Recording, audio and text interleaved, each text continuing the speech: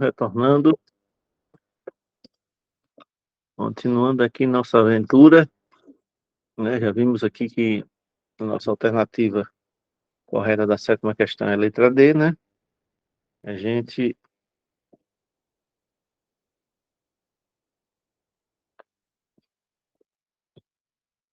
temos aqui os símbolos, né? Na nossa lei orgânica, nós temos o destaque e nós temos três símbolos oficiais. Três símbolos oficiais: a bandeira, o brasão e o hino de nossa cidade, né? Então a gente tem que conhecer, não é para memorizar, a gente tem que saber, a gente tem que aprender a nomenclatura e a simbologia das cores, né? O azul, o branco, o verde da bandeira, o amarelo que está no brasão, né? Essa parte central, que tem um pé de mandioca, né, no brasão. Esse amarelo esse amarelo que está se destacando aí no brasão, né? No brasão nós temos um pé de algodão, um pé de fumo, né? Um pé de mandioca, a lagoa, né?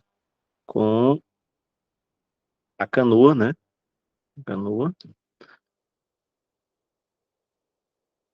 E a gente também tem que aprender, né? Não precisa aprender a cantar, mas a gente precisa aprender e a pegar as principais informações do hino municipal. O hino municipal tem informações, tem nome de pessoas, tem destaques, né? Que possivelmente vai ser alvo de alguma pergunta, né? E tem muita informação no hino, e aí como ele pode ser utilizado como a questão da simbologia do o símbolo, por ser um símbolo municipal, em questões de lei orgânica, como ele pode ser utilizado nas questões da história do município, né? Por exemplo, lá no hino tem o destaque da primeira missa, que foi celebrada na igreja de Nossa Senhora da Conceição, né? Tem o nome do padre que foi o celebrante. Nós não temos esse registro em nenhum outro canto, em nenhum outro canto. Nós temos o registro do ano que a igreja foi construída, mas nós não temos o registro de quem foi o padre que celebrou a primeira missa. No hino a gente tem. No hino a gente tem. É uma informação interessante.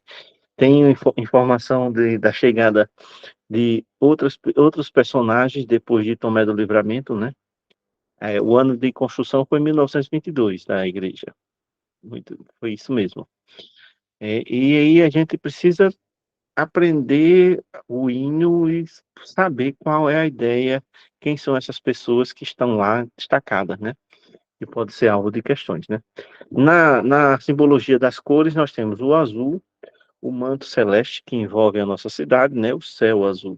Esse céu azul que a gente agora está vendo com mais destaque, né? Nesse início de primavera, né? A gente está tendo, é difícil a gente ver uma nuvem, né? Tá azulzinho, coisa mais linda, né? E quente também, né? A primavera já está começando quente e fervendo, né? O verde representa a esperança de dias melhores no desenvolvimento global do município. O branco, e tradicionalmente o branco representa a paz, mas na nossa bandeira ele representa a pureza dos nossos camponeses, né? E o amarelo, que está no brasão, representa o ouro do intercâmbio da produção regional no mercado de consumidores, né? Ou seja, o ouro produzido no comércio, né? Tradução é esta, né? O intercâmbio da produção regional que é comercializada é esse ouro que é destacado no amarelo da nossa bandeira, né, que está no brasão, né? O brasão, nós temos aqui um pé de algodão, um pé de fumo, né? Um pé de mandioca, né? A estrela, lagoa, o barco, né? Uma canoa, né? Lagoa da Canoa, né? É o brasão das armas, né? Algodão, mandioca e fumo. Temos o destaque. Observamos a lagoa e a canoa, né? E o hino, né? O hino, nós temos ele aqui, 1833, assim a história nos contou e fez. Rasgando as florestas e os perigos do sertão, chegava por aqui um homem chamado João. João de Deus, João de Deus. Agora somos todos filhos seus. Trazia muitos sonhos dentro do seu coração. Ergueu sua casinha, trabalhou, cuidou do chão. Plantou uma semente sobre a nossa terra boa. Assim nasceu Lagoa da Canoa.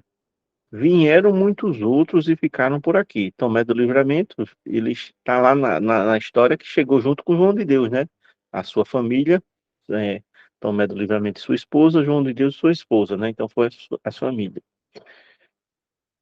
Muitos outros eh, vieram, muitos outros e ficaram por aqui. Tomé do Livramento e o Preto Serafim. Manuel Pastor e junto veio André Romão. Preto Serafim, Manuel Pastor e André Romão aparece aqui no hino, não aparece no relato histórico, né? O relato histórico fala João de Deus, Tomé do Livramento, família Maurício, família Francisco José Santana, família de José Ramos, né? José Ramos Barbosa, salvo me engano, é José Barbosa Ramos. Lembrando que esse José Barbosa Ramos não é o mesmo que foi prefeito, né? Ele está falando em 1842, ou seja, mais de 100 anos depois que houve a emancipação. E tem que separar, a gente não pode confundir. Pode ser que seja descendente deste cidadão que foi prefeito, foi o primeiro prefeito, né? Pode ser, mas não se trata da mesma pessoa, a referência é outra, né? Mas a gente observa que aparece o nome de Preto Serafim, Manuel Pastor, André Romão. Também aqui chegaram o tenente e o capitão. Depois de alguns anos, veio, enfim, a construção da igreja de Nossa Senhora da Conceição. O padre Alfredo Silva, uma missa, celebrou. Então, a primeira vez que aparece o nome do padre que celebrou a primeira missa celebrada em território de Lagoa da Canoa, foi Alfredo Silva. Hoje o povoado, uma cidade se tornou. Peixe na lagoa, todos os peixes do João. São nossos poetas, nossos filhos e irmãos. São nossa cultura, nosso amor, nossa paixão. Fumo, mandioca, um destaque aqui, ó. A, a cultura aqui, a agricultura. Fumo, mandioca, algodão, milho e feijão. Uma raiz no coração do meu país. Brasil, Brasil, Brasil. O autor da letra, Manuel Tenório. A letra e a música foi composição dele também, né? Então, nós temos muitas informações aqui no hino que a gente precisa guardar, né? Tem o João de Deus, tem que ele ergueu sua casinha, trabalhou, cuidou do chão, tem o companheiro que está destacado na história, Tomé do Livramento, tem Preto Serafim, tem Manuel Pastor e tem André Romão, né? Que foi destacado o nome, né? O tenente e o capitão não cita quem eram, né? A igreja de Nossa Senhora da Conceição há um destaque, e há o destaque para aquele que celebrou a missa, né? A primeira celebração foi o padre Alfredo Silva, né? É, os nossos poetas, filhos e irmãos, a nossa cultura, nosso amor, nossa paixão, fumo, mandioca, algodão, milho e feijão. Uma raiz no coração do meu país, Brasil, Brasil, Brasil. Quem não conhece, quem não precisa captar essas ideias, precisa ter isso em mente. Quem sabe cantar, aprenda cantando, que aí não vai esquecer, né? Eu sou péssimo cantor.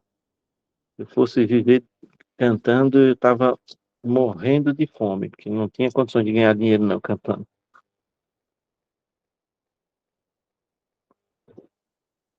Então, vamos seguindo.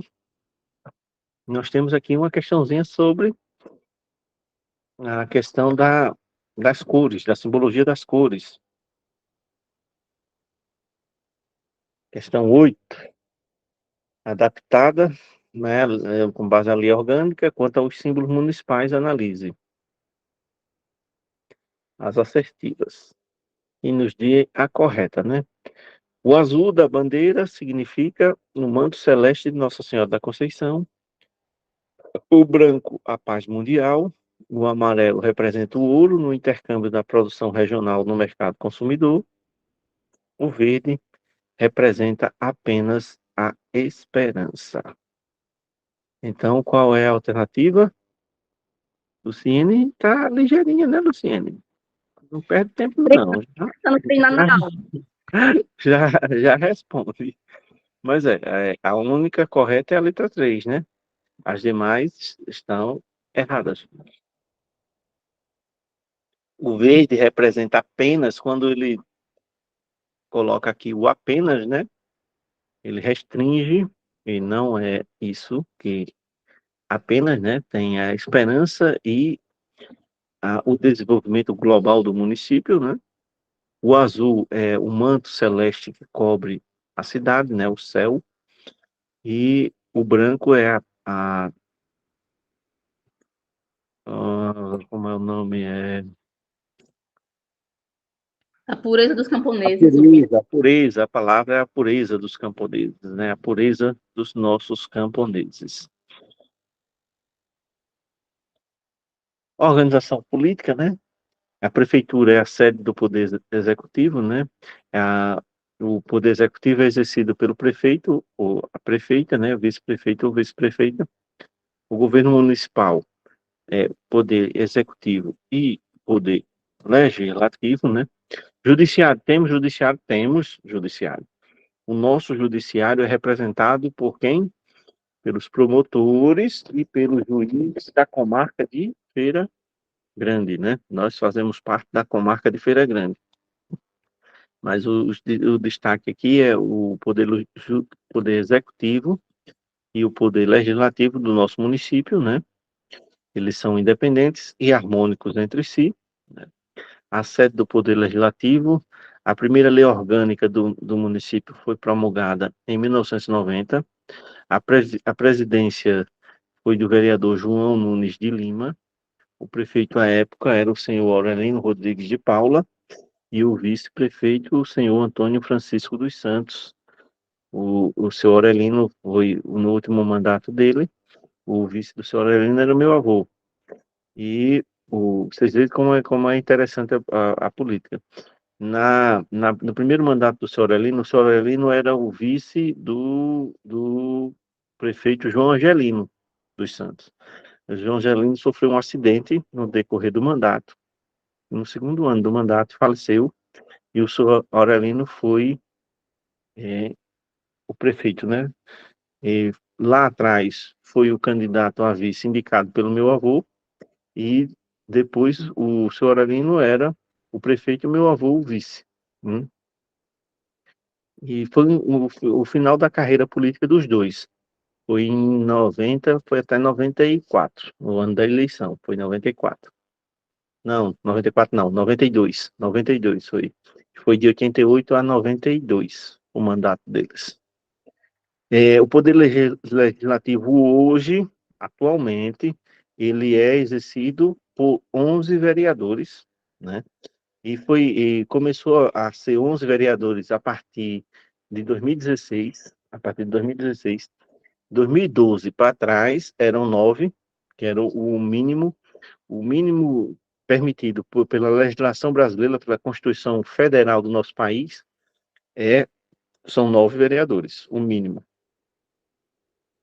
O município que tem menos tem 9 vereadores. Que tem mais é o município de São Paulo, salvo me engano, tem 55 vereadores. Não tem nem comparação, né? São Paulo tem 20 milhões de habitantes, é um país, praticamente, né? Tem países menores do que São Paulo, com uma população menor que a de São Paulo.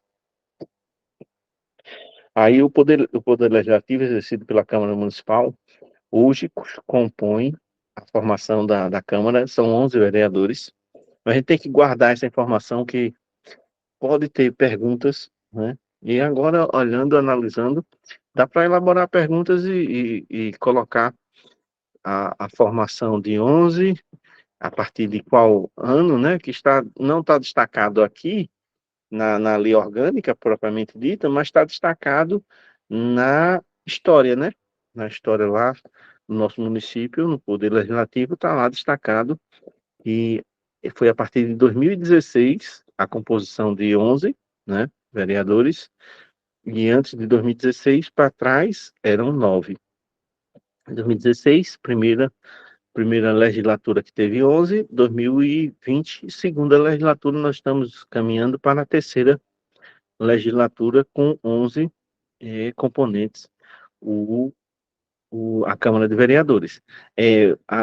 O sistema de eleição dos vereadores é proporcional, é a regra que vale para o país todo, né? Quem define a regra eleitoral é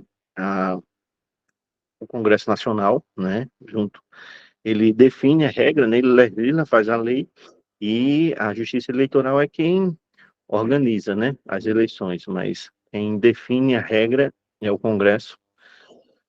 A eleição para prefeito, para executivo, é majoritária, né? É o mais votado vence, e proporcional tem regras, aí tem cada grupo, cada chapa de vereadores tem que atingir um número que é chamado coeficiente eleitoral para poder eleger o vereador, e vai elegendo os seguintes de acordo com que a repetição desse grupo até sanar. Aí, por último, tem uma tal de uma sobra que é um pouquinho complicado entender de primeira, mas não é alvo da nossa prova, então não precisa a gente se aprofundar nisso, né? Aqui a organização política, nós temos aí a nona questão, né? A organização político-administrativa traçada pela Lei Orgânica Municipal de Lagoa da Canoa, sobre essas vedações. Aí é sobre as vedações ainda, né? Uma outra questão de vedações. Os itens abaixo, aí nós temos aí verdadeiro ou falso, né? Ele quer saber o correto, ele quer saber o correto aqui, ó. Aqui está o destaque aqui querendo saber o correto, né? O item 1, estabelecer sobre as vedações, né? Então é vedado ao poder público estabelecer cultos religiosos ou igreja, subvisioná-las, embaraçá-las o funcionamento ou manter com eles ou seus representantes relações de dependência ou aliança. O item 1. O item 2, recusar fé aos documentos públicos. É vedado recusar fé aos documentos públicos. E o item 3, é vedado criar distinções entre brasileiros ou preferências entre si. Qual é a resposta correta?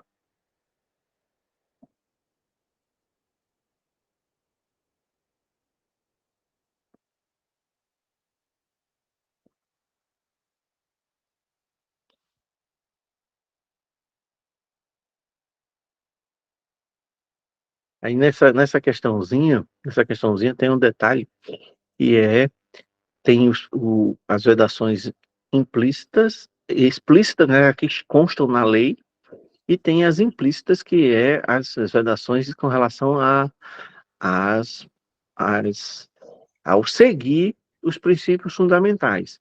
O item 3, criar distinções entre brasileiro, se a gente criar distinção, a gente está ferindo o princípio da impessoalidade, né? Você está criando distinção, você está diferenciando os brasileiros. Você está tendo preferência por pessoas no seu cargo público. Você está infringindo o princípio fundamental da impessoalidade. Você não pode fazer isso. E o 2, o recusar fé aos documentos públicos, existe uma coisa chamada fé pública, que todo documento público, ele sai da repartição pública com essa fé pública, ou seja, tem a confiança de que se trata de um documento original. O que acontece quando se tem um documento falsificado em si, é que quando se vai aprofundando a investigação, que descobre que aquele documento não saiu daquele setor público, foi feito no quintal de alguém, né? Aí é diferente. Mas todo documento da escola, governador Luiz Cavalcante, no exemplo, ele saiu da secretaria, assinado pela direção, assinado pelos funcionários responsáveis, ele tem a fé de ser um documento verdadeiro. Até que se prova o contrário, tem essa credibilidade, é a chamada fé pública. Pode perguntar. Era alguém que falou ou ligou sem querer o áudio? Acho que foi sem querer, né, o áudio. Mas essa fé pública, todos os documentos têm. Quem já foi na escola do estado buscar a ficha de matrícula para benefício ou para aposentadoria rural? Antigamente levava cópia e ia para o cartório autenticar, né? Autenticar no cartório para poder levar para o INSS. Hoje não. Hoje a gente mesmo faz a cópia, a gente carimba e a gente assina, o servidor assina, coloca a matrícula e tem a fé pública e chega lá no INSS ou na justiça, né? Que geralmente vai nos casos quando a justiça vai decidir, e tá lá a assinatura do servidor e a matrícula, o número da matrícula, aquela xerox tem fé pública de que é original. Aí o que acontece? Quando há alguma dúvida, aí o juiz manda, encaminha para o oficial de justiça e ir na escola comparar aquela cópia que vocês levam com o documento que está na pasta de vocês, né? Quem foi aluno lá da escola Nossa Senhora da Conceição, né? Que eu acho que foram todos, né? Acho que a maioria aqui já foi aluno lá da gente. E essa fé pública, essa credibilidade que nós temos é porque a gente tem essa fé pública. Quem receber não pode recusar e dizer que esse documento é falso. A pessoa que fazer uma acusação dessa, ela tem que provar que aquele documento não pertence àquela repartição pública. É isso que está representando aí no item 2. É vedado qualquer órgão público recusar a fé pública de documentos públicos. Se está lá o documento com o timbre, com o brasão, com o CNPJ, com as informações daquela instituição, aquele servidor tem que aceitar aquele documento e aceitar como verídico. No andamento do processo e descobre que é uma falsificação, aí é uma outra história, dá processo e tudo, né? E falsificação de documento público é um crime gravíssimo, né? E dependendo do caso, quem vem investigar não é a Polícia Civil, não, é a Polícia Federal que investiga a falsificação do documento público. Então, com esse pequeno relato desses dois itens que não estão presentes lá nas vedações, a gente tem todas as três alternativas são verdadeiras. Todos os itens estão corretos. Vocês caíram na casca de banana aqui do criado extinção, alguém marcou o 1 e o 2, salvo me engano. Foi? Cadê? Olha, foi Luciene e Cledisvaldo, marcou o 1 e o 2. Caíram na casquinha de banana aqui. O criar distinções entre brasileiros ou preferências entre si está ferindo o preceito fundamental da impessoalidade da administração pública. E aí é vedado a essa ação de você diferenciar o atendimento, de você ter preferência, atender melhor A e atender mal B. Não pode, não podemos fazer isso. Ô, Nando, eu entendi essa questão, essa daí, o 3, como se fosse os brasileiros em geral. Não, não. Aí a diferença é só essa, né? Mas é uma questãozinha simples e eu tenho certeza que vocês não vão mais esquecer. Não pode o poder público ninguém recusar aos documentos públicos, né? E criar distinções entre brasileiros. Não pode haver essa distinção. E aí nós temos mais uma aqui. O hino municipal é um dos símbolos do município de Lagoa da Canoa, que está presente na lei orgânica do nosso município, né? Então, analise as informações abaixo. Nós temos. Depois da chegada de João de Deus, chegaram Tomé do Livramento, Preto Serafim, Manuel Pastor e junto veio André Romão. Também aqui chegaram o tenente e o capitão. 2. Da Igreja Nossa Senhora da Conceição, o padre Alfredo Silva, uma missa celebrou. E 3. São nossa cultura, nosso amor, nossa paixão. Fumo, mandioca, algodão, milho e feijão. Quais dos itens estão corretos? Tudo isso pertence ao hino ou tem alguma casquinha de banana aí? Eu praticamente declamei, né? Aí todo mundo já se ligou, né? Que praticamente a explicação, né? Eu declamei o, o hino para Ô, ficar para Nando, todo mundo. Oi. quem souber o hino de Lagoa da Canoa, praticamente, né, todas as questões que for envolver o hino, eu acredito que não Exatamente. possa errar, né? Não, exatamente. E como o hino é um símbolo, ele pode cair na história do município ou ele pode cair também na lei orgânica do município. A gente tem que Verdade. ter Então pode cair atenção. até nas duas. Nas É, duas provas, é. isso. Pode cair uma questão pode cair questões diferentes, mas falando da história e falando também dos símbolos municipais, né? A gente tem que ter atenção e guardar o hino na nossa mente, né? O Ô, Nando, 1800. Oi, pode pode, falar. pode acontecer, será de dizer assim, segundo o hino de Lagoa da Canoa, quem foram os primeiros que chegaram lá? É, Aí pode, coloca assim. pode, pode, pode, pode. Aí a gente, segundo o hino, são essas pessoas: João de Deus, Tomé do Livramento, Pedro Serafim, Manuel Pastor, André Romão. Né? Segundo o hino, a gente vai esquecer família Maurício, família de José Santana, Francisco Santana e família de José Barbosa, né? É, o hino é diferente.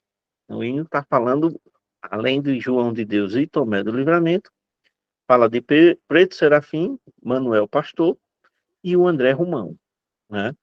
A gente tem que ter esse cuidado, porque o hino também fala de 1833, mas a história fala em 1842, né? A gente tem que se lembrar, Luciano, tem que se lembrar, forçar bastante, ler bastante para a gente memorizar isso, essa informação. Mas uma coisa é pelo hino, outra coisa é pela história, né? Aqui a resposta é a letra E, né? Todos os três itens estão corretos, né? Aí nós temos aqui na organização política o mandato do vereador e o mandato do prefeito também é igual, é 4 anos, né? É 4 anos. A eleição do vereador é a mesma eleição do prefeito também, né? Do chefe do executivo. A eleição dos vereadores realizar-se-á no primeiro domingo de outubro, no ano anterior ao término do mandato. Sempre no ano antes do final do mandato é a eleição e sempre no primeiro domingo do mês de outubro. Sempre, sempre. Pode haver alteração, há a possibilidade de haver alteração. Em 2020, devido à pandemia, houve alteração e a eleição foi em 2000, foi em novembro, né? Todo mundo lembra, né? Em 2020 a eleição foi em novembro. Mas por conta da questão da pandemia, né? Teve uma situação fora do comum e ocorreu essa mudança do dia da eleição. Mas, por lei, é sempre no primeiro domingo do mês de outubro, no ano que anterior ao fim do mandato. Ao fim do mandato. Por pleito direto, sufrágio universal e secreto, né? Sufrágio é o voto direto e secreto. Verificadas as condições de elegibilidade na Constituição Federal. Essas condições são organizadas, a eleição é organizada e hoje não é mais o chefe do Executivo que organiza, né? A primeira eleição, a gente viu que foi o chefe do Executivo que foi indicado só para organizar a primeira eleição. Hoje a eleição é organizada pela Justiça Eleitoral, né? Aí essa questão de registro de candidatura, conversão, elegibilidade ou não, é tudo a Justiça Eleitoral que organiza. O número de vereadores é proporcional à população do município, né? E o critério não é da lei do município, e sim é o critério que respeita a Constituição, é a Constituição que determina, e que determina que até 15 mil habitantes é 9 vereadores, e acima de 15 mil até 25 são 11, e acima de 25 mil habitantes pode ser, eu acho que é 13, são 13, e aí vai aumentando, né? Até, agora, não sei se vocês viram, Maceió, acho que Maceió são 17 vereadores, mas pela população de Maceió pode ser até 23, pode aumentar 6 vagas, e estavam, não sei se, agora não sei, eu não acompanhei se foi votado, mas estava um processo lá, uma discussão para votarem esse aumento de 17 para 23 lá em Maceió, que aí é o critério aí de acordo com a população, é estabelecido pela Constituição. Aí, salvo disposição em contrário desta lei, as deliberações da Câmara Municipal são tomadas por maioria dos votos presente e a maioria absoluta de seus membros, né? Aí tem critérios, né? Tem leis que a gente vê, mais na frente a gente vai ver, por exemplo, a lei orgânica, ela é votada em 2 turnos, diferença no mínimo entre um turno e outro, uma votação e outra, de 10 dias, por 2/3 da votação, tem que ser no mínimo duas partes do número de vereadores, né? 2/3, né? Então, é isso, nós temos 11 dividido por 2, nós teríamos aí que ter, não, 11 dividido por 3, né? Desculpa. A gente teria que ter aí 2/3, então a gente teria que ter 8 votos no mínimo para aprovar a lei orgânica, para aprovar qualquer alteração na lei orgânica, né? Tem que ser 8 votos no mínimo, né? Que é a maioria, 2/3 da maioria, né? Dúvidas, perguntas, gente? Aqui a gente já vai mudando, agora a gente já vai para saber aquilo que cabe à Câmara Municipal com o aval do prefeito, ou seja, com a sanção do prefeito, do chefe do executivo, né?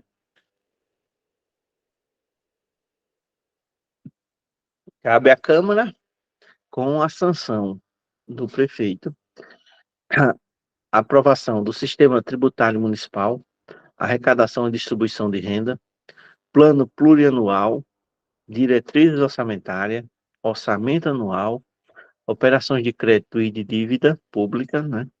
Plano e programas municipais de desenvolvimento, né? Plano diretor, Câmara aprova, sanção do prefeito. Sistema tributário, leis tributária, IPTU, ISS, Câmara aprova, sanção do prefeito. Orçamento, plano plurianual, aquele que é de médio prazo, que é um mandato, que é sempre votado no primeiro ano de mandato e termina no primeiro ano do mandato seguinte, né? O plano plurianual. A diretriz orçamentária é o direcionamento, o caminho que o orçamento vai percorrer no ano seguinte, né? E o orçamento anual é a aplicação, os objetivos, as metas, aquilo que quer ser alcançado com o orçamento, a aplicação do recurso propriamente dita no ano. Tudo isso a Câmara faz e o prefeito, o chefe do executivo, no caso, no nosso caso, a prefeita Tainá tem que dar o aval dela, a sanção é a confirmação, a assinatura dela.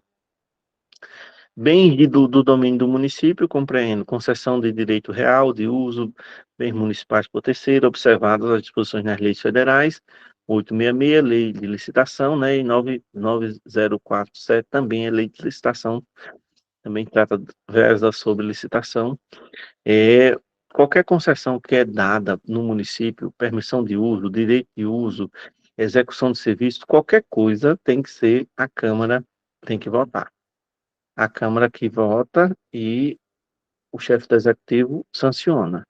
Mas tudo isso tem que ter autorização da Câmara. Não pode doar nada para ninguém sem ter autorização da Câmara. Não pode dar uso de direito real de uso, nem permissão para o uso, sem ter aprovação da Câmara. A autorização prévia para alienação de bens integrantes do patrimônio público, desde que a receita de capital dela derivada não seja aplicada no financiamento de despesas correntes, salvo destinada por lei aos regimes de previdência social geral e próprio dos servidores públicos. Autorização de qualquer alienação de bens, qualquer venda, alienação é venda, qualquer venda do município tem que ser autorizado pela Câmara. Se não tiver autorização, não pode ser feito. Um leilão no município tem vários veículos que precisa renovar a frota, o prefeito quer fazer o leilão, a Câmara tem que autorizar. Esse item C foi uma alteração à lei orgânica, né, uma emenda 02 de 2005, né, em virtude da Lei Federal 866, né, da Lei de Licitação, que já mudou, né, tem uma lei de licitação mais atual. Transferência temporária da sede do governo municipal. O município ele tem que ter autorização, por exemplo, a prefeitura, na pessoa da Tainá, da nossa prefeita Tainá, ela quer fazer uma transferência temporária da sede do governo do município, da prefeitura. Vamos colocar uma prefeitura itinerante, onde a prefeitura vai funcionar na comunidade de Mata Limpa. Ela pode fazer isso sozinha, sem autorização da Câmara? Não, ela não pode. Ela comunica à Câmara que vai haver aquele projeto e manda lá um projetozinho de lei e a Câmara aprova, aí ela pode transferir durante aqueles dias que está acontecendo a prefeitura itinerante a sede do governo, sei lá, na comunidade de Mata Limpa, como pode ser na comunidade de Barro Vermelho, como pode ser na comunidade da Lagoa da Pedra, no São José, na Antunica, qualquer que seja a comunidade. Mas para essa transferência temporária acontecer, tem que ser passado para a Câmara vai dar o aval dela, a autorização, a liberação, e aí o chefe do executivo vai e faz essa mudança temporária, depois do projeto, retorna para a sede do município, que é a prefeitura, né? O 6, criação, transformação e extinção de cargos, empregos e funções públicas municipais. Não pode haver a criação, a transformação, a extinção de cargos sem a autorização da Câmara de Vereadores. Não pode haver esse processo por parte somente do Executivo. A gente tem que compreender isso. O município pode alterar? Pode. O chefe do Executivo pode alterar? Pode. Desde que a Câmara autorize. Sem autorização, não pode. Né? É isso que a gente tem que compreender. Tem que sempre haver essa parceria, né, do trabalho. O andamento do trabalho vai. Agora está para ser votado. Parece que pela informação que eu tive semana passada, vai para a Câmara quarta-feira. Eu tenho que confirmar com o pessoal na Câmara que é a criação dos cargos lá da educação e além da educação tem outros cargos que foram criados também em outras secretarias e também a quantidade de vagas que vai ser disponibilizada no concurso, né? Inclusive, essa semana eu recebi também a informação lá de Feira Grande da quantidade de vagas que vai para a Câmara também essa semana. Então, estão caminhando, estão caminhando. Eu acredito que o concurso vai acontecer em dezembro mesmo. Mas vamos esperar nessa semana, quarta-feira já é depois de amanhã, para saber se realmente foi essa semana para lá, né? Esse, esse processo legislativo que é criando esses cargos, transformando outros, né, para a realização do concurso próximo. Outra coisa, normatização da cooperação das associações representativas no planejamento municipal, né? É, qualquer que seja a participação de de alguma associação, por exemplo, se nós tivéssemos um sindicato, uma cooperação, uma associação que tenha uma representatividade no município para participar do planejamento municipal,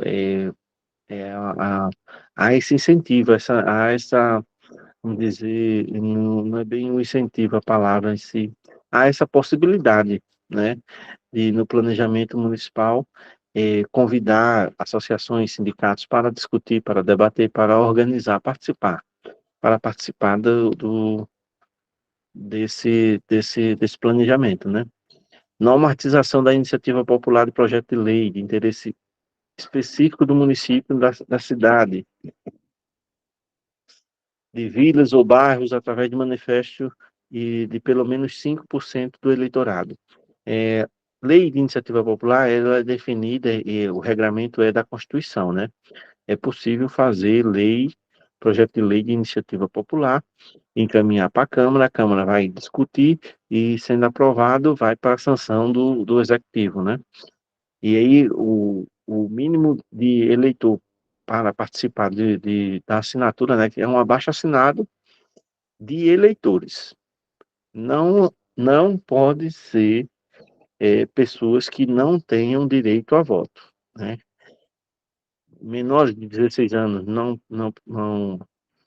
não podem assinar. Se for maior de idade, mas não tenha título de eleitor, também não pode assinar. Tem que ser 5% de eleitores.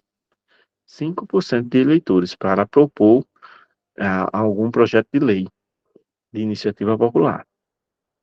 Se não for eleitor, não vale a assinatura, né? Nós temos hoje cerca de 14 mil eleitores.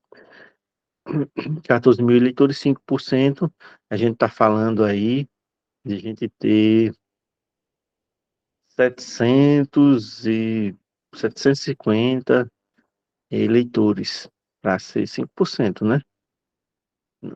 Não, não, tô errado. Tô ficando maluco. 750 não dá nem 1%. Né?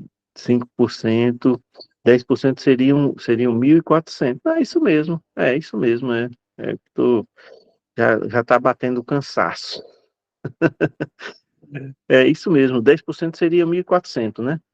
1.400 seria 10%, 5%, 700 eleitores para propor um projeto de iniciativa popular. Teria que ter 700 eleitores no mínimo, né? E tinha que ser de diferentes localidades, não poderia ser só de uma localidade. Tem isso também. Criação, organização e supressão de distritos, a gente já viu, né? Tem que ser com aval da Câmara, a sanção do chefe do Executivo, sendo que a gente tem que respeitar a lei estadual, né? Tem que ser de acordo com a lei estadual. Criação, estruturação e atribuições das secretarias municipais e órgãos da administração também é feito pela Câmara, sancionado pelo chefe do Executivo, né?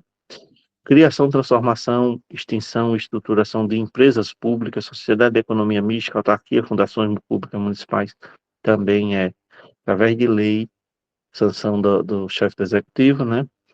Não pode ser criado nada sem a participação da Câmara.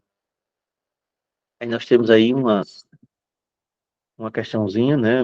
A história do município, ente federativo, personalidade jurídica, começa a ganhar forma na sua criação dia 28 de agosto de 62.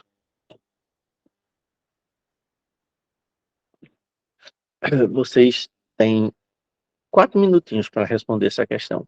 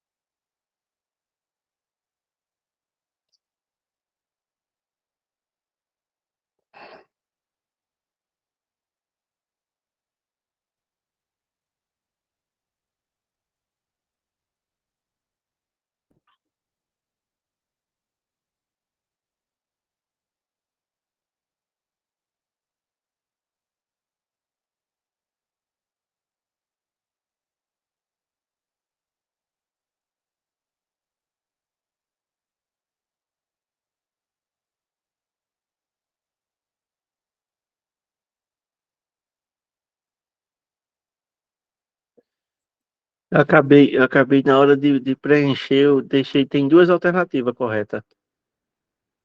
Aqui deveria ser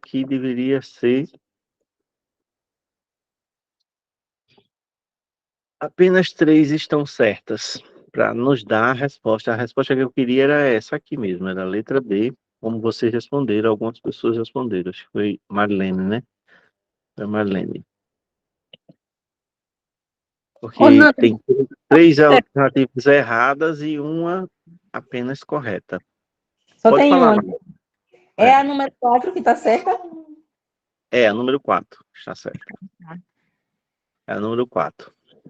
O erro aqui na primeira está aqui na lei municipal, o erro na segunda está aqui no decreto, o erro na terceira está aqui no número da lei, né? E a quarta é a correta. Lei 24, Lei Estadual 2472/62, sancionada pelo governador Luiz Cavalcante, que indicou o primeiro prefeito, o senhor José Barbosa Ramos, né? Na hora em si que eu não tirei aqui o erradas das três alternativas erradas, era só para inverter, né? Colocar certa. Eu tava um pouco cansado, que eu fui em Arapiracas hoje de manhã, e você anda de moto nesse sol quente, você parece que leva uma pisa depois de tão cansado que fica. Bom, gente, vamos encerrar por hoje. Aqui a gente vai iniciar só a competência exclusiva da Câmara. Vou aqui deixar aqui um azul aqui, uma sombra para a gente destacar aqui, né? A gente respondeu essas questões. Eu acho que eu modifiquei, acho que até a questão 20 hoje, mas vou modificar as outras também, né? Vamos trabalhando, modificando, acrescentando, né? E vou acrescentar também questões voltando ao assunto, voltando para a gente revisar o início da lei orgânica. Assim eu vou fazer também na história, assim eu vou fazer também no regime jurídico, para que a gente vá resolvendo e revisando, relembrando o início, né, para a gente também não deixar de distanciar, né, que é uma lei grande, mas a gente precisa estar sempre revisando, né? Obrigado aí pela participação de vocês. Quem ainda não colocou presença, por favor, coloque, né, presença. 2 aulas seguidas também fica cansado mesmo, realmente é cansativo mesmo. Amanhã a gente tem na terça-feira, a gente tem aula à tarde, viu, gente? Amanhã a aula é à tarde. A aula amanhã é de história.